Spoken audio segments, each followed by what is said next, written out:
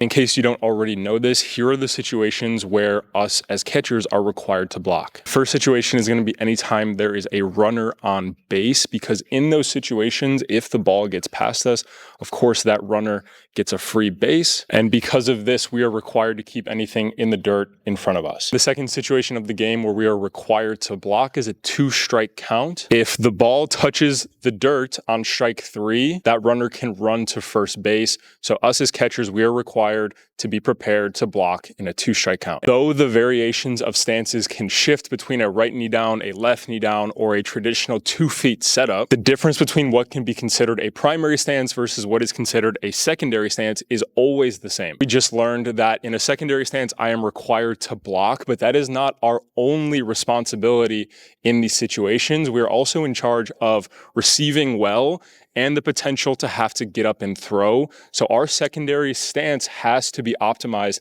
and allow for all 3 of these possibilities without sacrificing one for the other. There is no correct or incorrect stance variation to use, but there may be a correct or an incorrect variation for you to use given your skill level and your understanding of pitchers and basic things like receiving and blocking.